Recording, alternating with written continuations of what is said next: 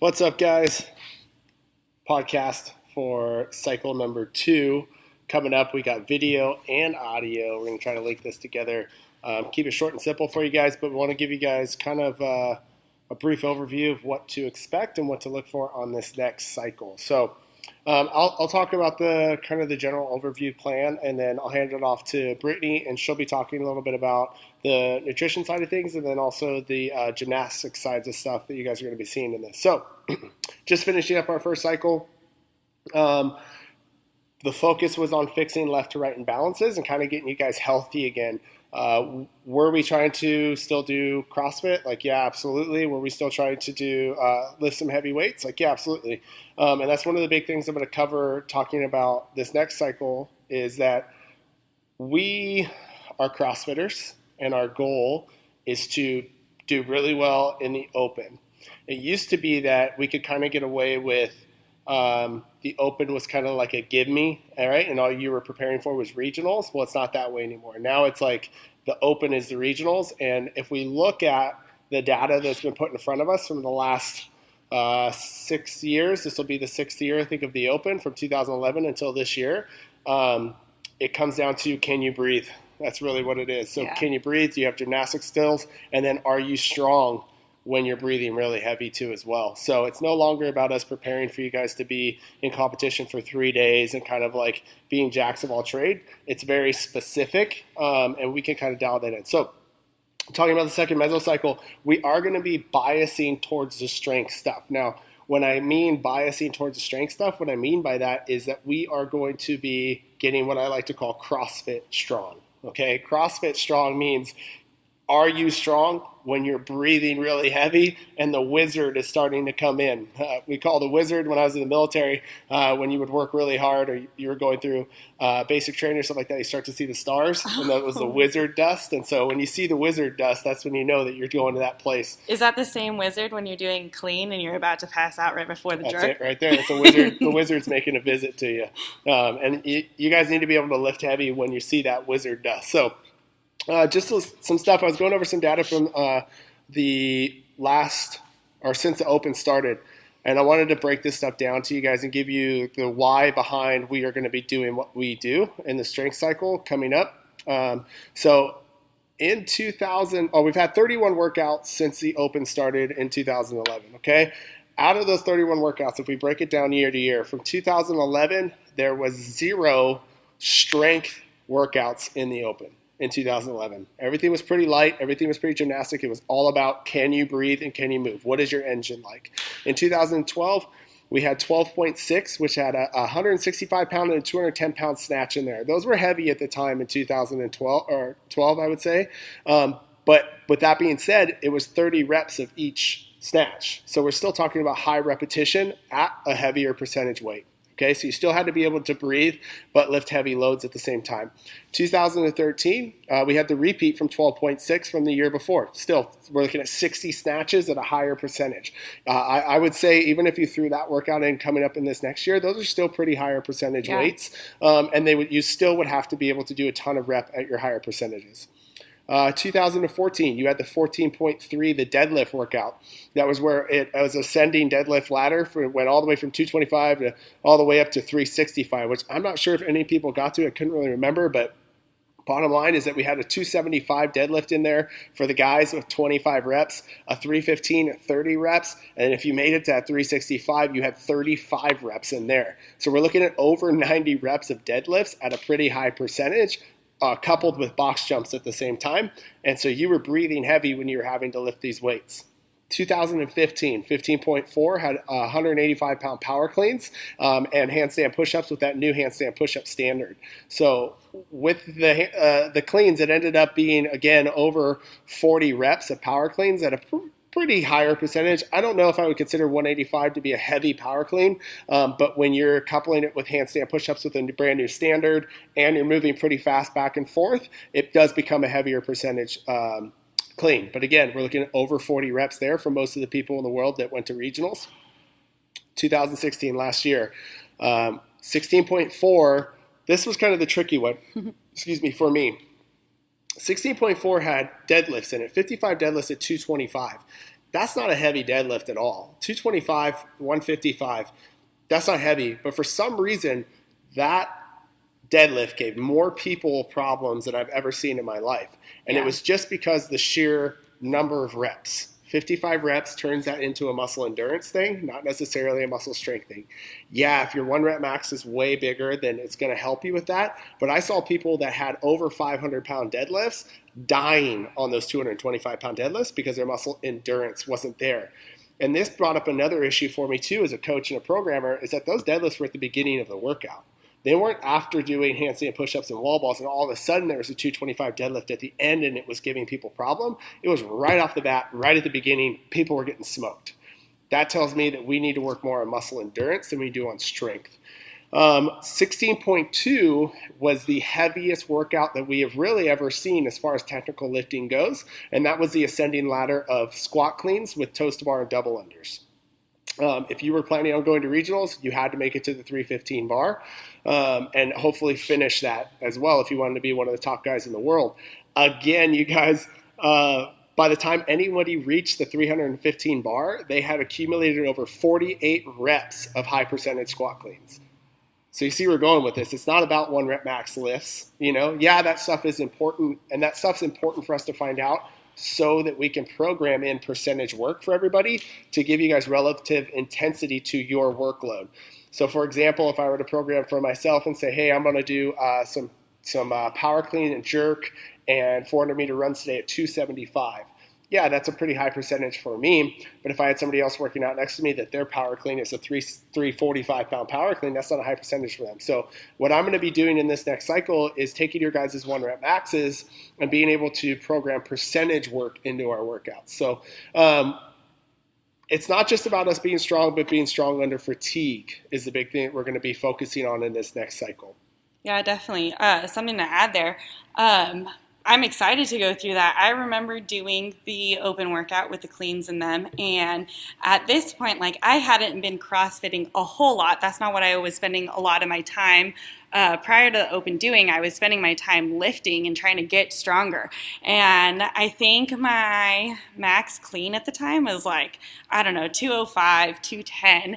And then I did that workout next to Alex. I got to 175 the first time I tried it. I couldn't get 175. I was like, what the heck? My max, my max is way higher. I should be able to do this. I should be able to power clean this if I had to, even though I had to be squat cleans. But I was like, this isn't high. And then the next time I did it once again with Alex, and that's her 1 rep max. She hit that weight, and I hit it one time as well, but it was a struggle for me. So it kind of just showed that even though I was technically stronger being my 1 rep max, I wasn't, like you're saying, CrossFit strong. And it just shocked me. I was like, what the fuck? I guess I'm not as strong as I thought.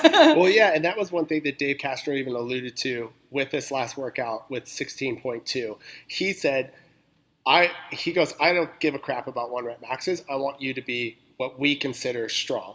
And what he considers strong is, can you do this stuff under fatigue? Yeah, definitely. And that's really what CrossFit's all about too anyways, is what can you do when you're tired? Can you still lift heavy weights when you're tired and stuff like that? So are we still going to be doing back squats, 5 sets of whatever with a lot of rest in between? Yeah, of course. And that's more to give you guys a mental break from this stuff and let your body kind of recover. But just know that what we're going to be expecting from you guys in this next cycle as far as the strength bias goes is for you guys to be breathing heavy and also able to maintain form and to hit higher percentage weights for repetition. So that's the big thing we're after with this. Now, one of the biggest things I love, or one of the best quotes I've ever heard in my life was Josh Bridges one time said that 1 rep maxes are cute, but I prefer to suffer. And that stuck with me forever. And I use that to this day. I'm like, yeah, great. If I PR my back squat or PR my deadlift or I PR my overhead squat or whatever it may be, that's great. That's all good for Instagram and great for, whatever else and to make you feel happy inside.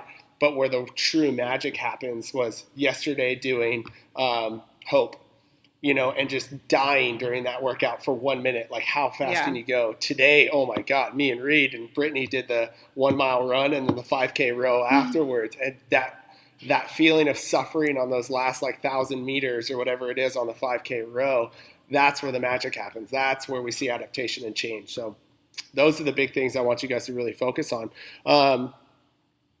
Make sure I'm not repeating myself here, but the next cycle we'll see high percentage barbell work coupled with timed intervals. So you guys are going to see every minute on the minute, every 2 minutes, every 3 minutes, etc. And all those things could be coupled with some other movement as well, like some sort of gymnastics movement. Well, that's what I'm going to be working hand in hand with Brittany on, and getting you guys to do some type of interval weight training with that stuff.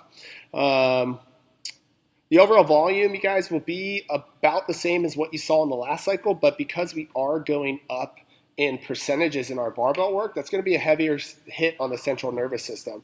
Because that's going to be such a heavier hit on the central nervous system, we're going to have to back off on what the extra work does to us as well. So instead of us doing like high repetitions of muscle ups and maybe deadlifts or whatever it may be for the extra work, you guys are going to see a ton of sleds showing up, pulling, pushing sleds, walking with sleds. You're going to see a lot of farmers walks, those types of things, yoke carries, overhead carries, the kind of stuff that will allow us to keep that volume going, but not fatigue the central nervous system so much. The thing I love about sleds is you could push a sled all day long. It could be as heavy as it's going to be, and it really will never make you sore.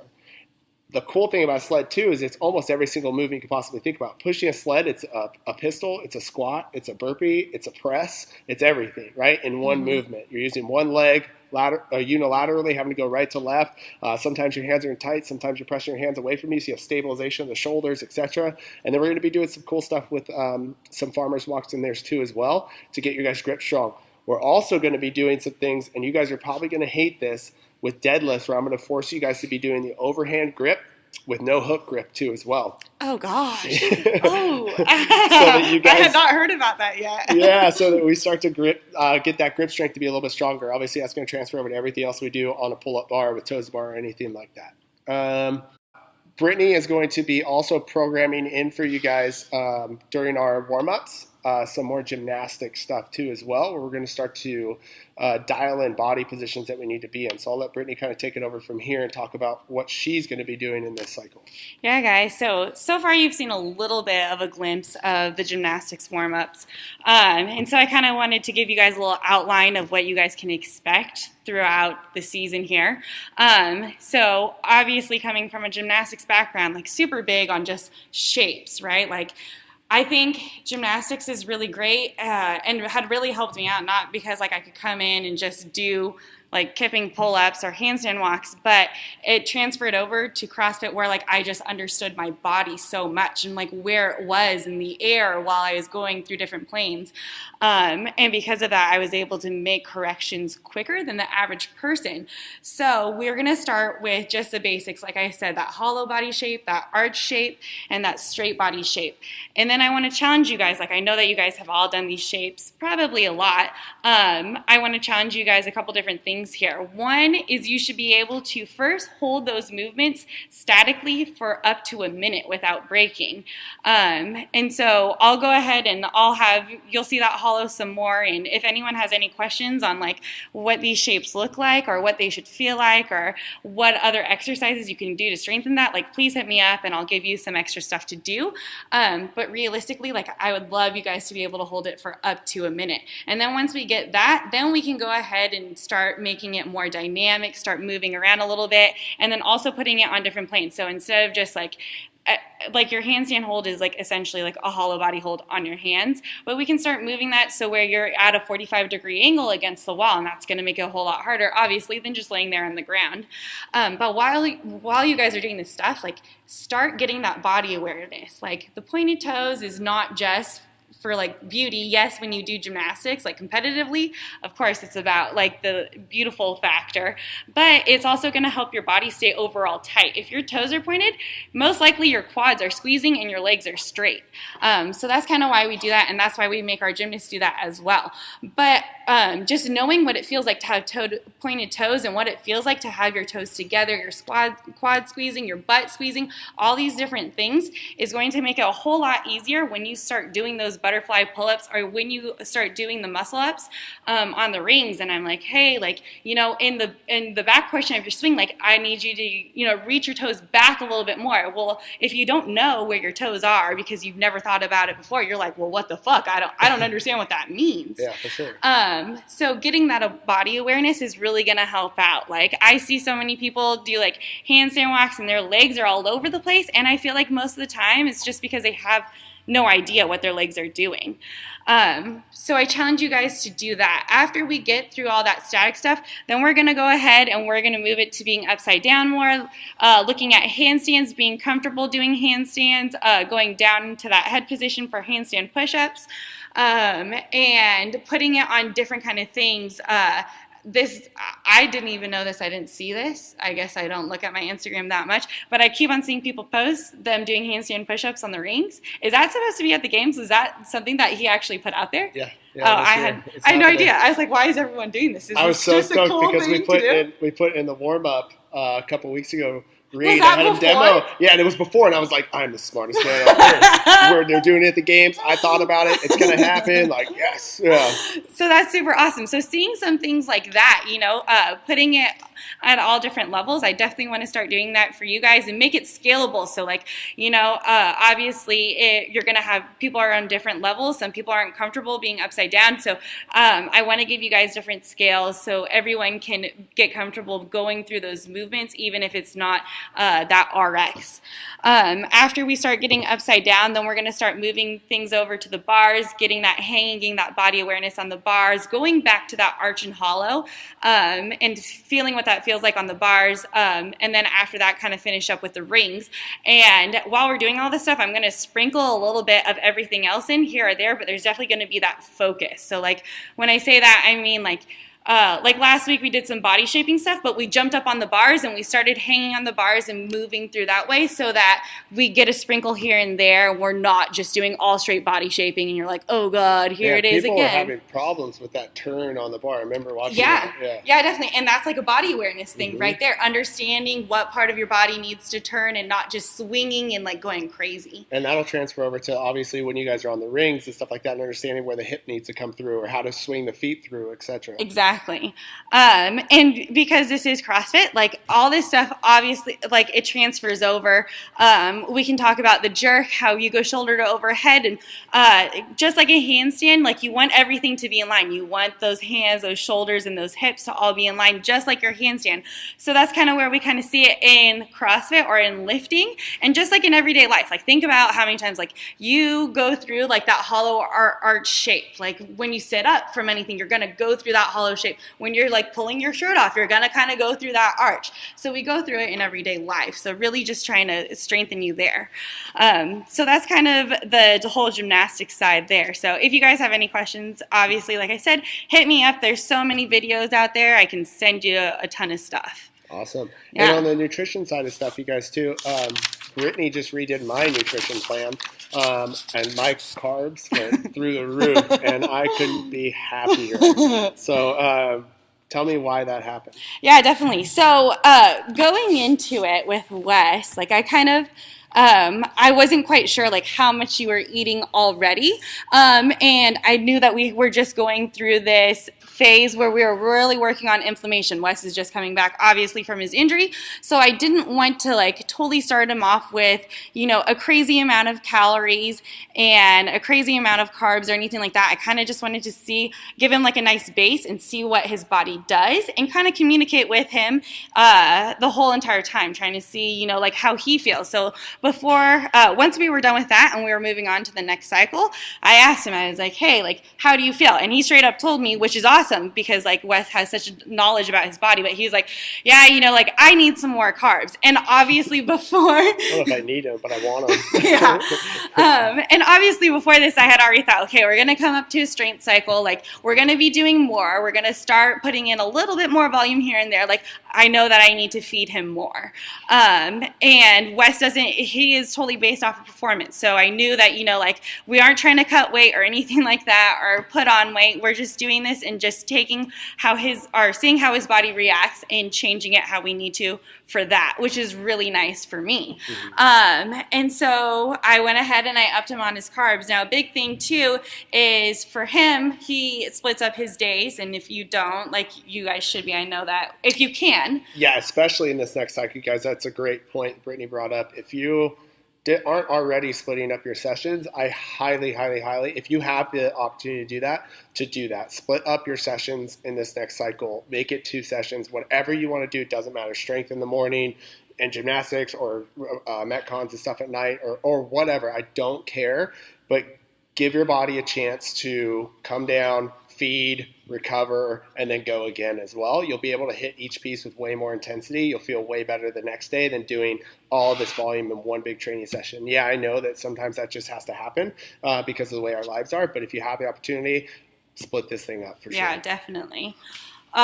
So like for Wes, like he has it split up into 2 sections. So I portion it out to where, when he does his strength stuff, not as much carbs around the end, because, when you're doing like lifting and stuff like that, your heart rate isn't going sky high and you're not sucking in a whole bunch of oxygen. So your body already uses the stored fat more than carbs. So when he starts doing his metcons later on in the day, then I'll place his carbs around that time, mostly.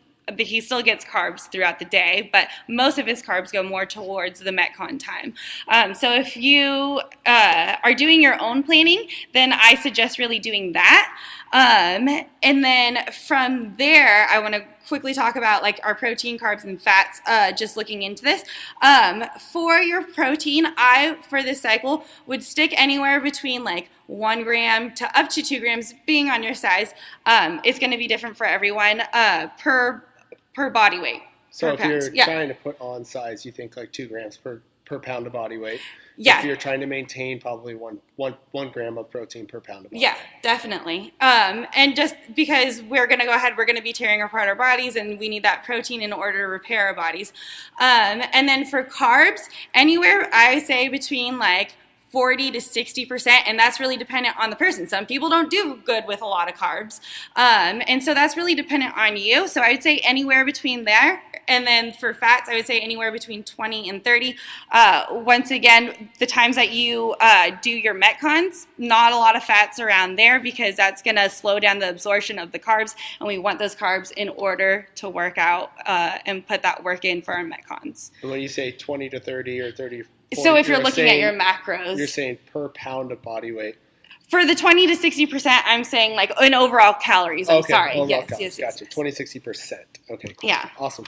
Sweet. I think that's all I got there. Awesome, you guys. Okay, so we'll wrap this thing up. In closing, a couple things that we want to make sure you guys are doing. If you haven't yet, please go sign up for that Inside Tracker. What they'll basically do is you'll use the code that we gave you on the Facebook page. You'll go sign up for it. They'll send you a slip or something that you'll print out, and you'll go to a local blood bank, a local blood bank. From there, they're going to take your guys' blood. They'll send it off to Inside Tracker, and then within a week, you guys should have your results. So, and then again, ideally from there, what we would like to do is 6 months later is to retest as well and see how things are going with you guys. So we got you guys at 20% off. Make sure you guys use it and let me know. Also, I put up there on that post too as well to please reply and let us know how the last cycle went for you. Did you have anything that you struggled with, anything that you really loved, anything that you really want to see coming up that you're kind of nervous about, whatever it may be.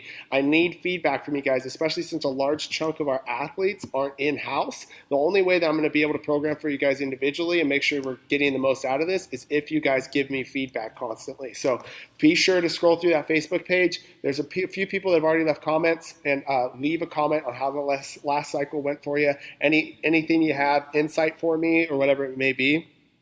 Be sure you guys, please, the mental training that Coach Bob Fistro puts out for you guys. I cannot stress to you enough how important it is that you guys are doing that stuff. Not just doing it, but commenting on the training as well. So you do that mental training. I think this one is that we're going to watch the CrossFit Games, right? And we're going to look at it from a mental training perspective. So you guys are going to be watching for people who are doing the workouts And you're going to be looking for, are they breaking down mentally, or do they look really good mentally, whatever it is. And we want to see a ton of comments underneath that, you guys. The more we can feed off of each other with those things, the better off we're all going to be. It also helps us all determine when we're doing these mental things that if I'm going through something, and I post about it and say, man, I'm really struggling with this third person thing or whatever it may be, or seeing myself do these lifts. I constantly see myself failing. And then somebody else out there goes like, oh shit, I've been kind of doing the same thing. Like all of a sudden they're going to want to comment and go more. So the more we feed off of each other with that mental training, the better off you are. And any high level CrossFitter that you guys talk to or see or watch on Instagram or anything like that, they talk about how much mental training they do. Mm-hmm. This sport is 70% mental, okay? The second that you start to fatigue and you start to want to put down the bar, you can probably keep going, but it's mentally up to you. This training that Coach Fistro puts out there is so important that you guys need to be doing it. Do it. Super important. Next little thing, you guys, make sure that you are logging everything in on Train Heroic. That's super important for me as well, just as the feedback is important too, for me to be able to see data and analytics and be able to see where we're going. Are we going towards the trends we need to be going to, or are we going really far away from that? We need to adjust courses. So be sure that you guys are entering in your scores every single day.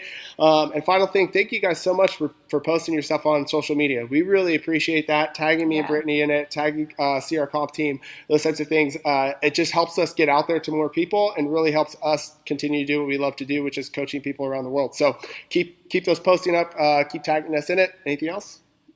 No, I don't think so. That was awesome. Cycle 2 starts on Monday. You guys get ready. Here we go. Hell yeah.